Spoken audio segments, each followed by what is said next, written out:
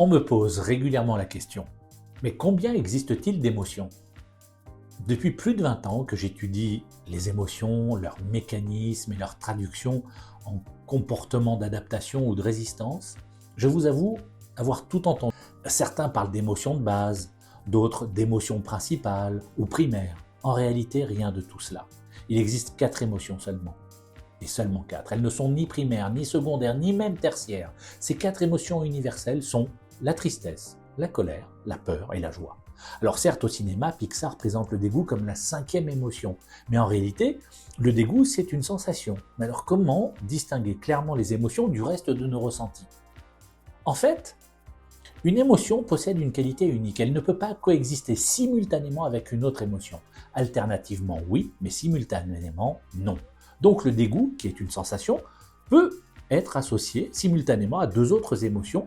Ça dépend de la situation. La peur, si vous craignez, par exemple, de manger quelque chose qui vous répugne. La colère, si les paroles ou les actes de quelqu'un vous inspirent de l'écœurement.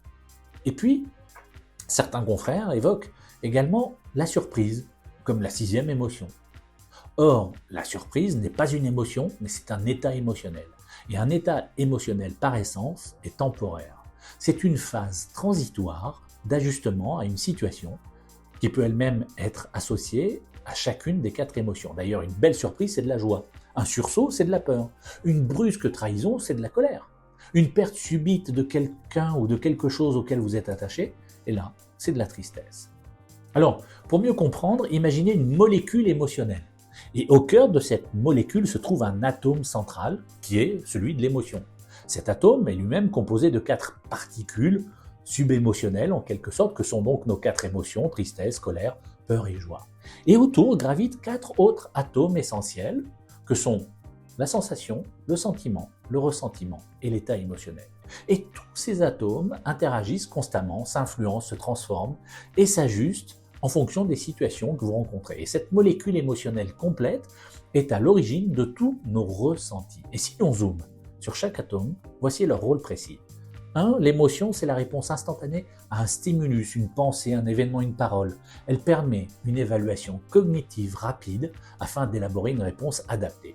2. La sensation, c'est la réponse physiologique à l'émotion. Là, c'est notre corps qui devient la caisse de résonance de nos émotions, générant du confort ou de l'inconfort, du plaisir ou de la souffrance. En 3, c'est le sentiment, le costume de l'émotion. Là où l'émotion peut être brute, le sentiment la rend socialement acceptable.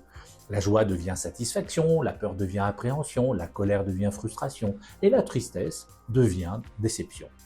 Le ressentiment, en 4, c'est la facette sombre du sentiment, c'est la version négative tournée quasiment exclusivement vers autrui.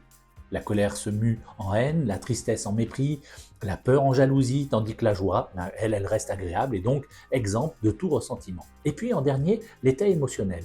C'est une transition, une phase temporaire, je vous l'ai dit, permettant à l'émotion de se réguler, de se nettoyer d'éventuels excès ou dysfonctionnements. Et lorsqu'un état émotionnel inconfortable dure trop longtemps, il génère du stress chronique, de la fatigue, voire de l'irritabilité. En fait, chacun d'entre nous, nous sommes donc porteurs d'une combinaison émotionnelle unique qui est la traduction de cette molécule émotionnelle.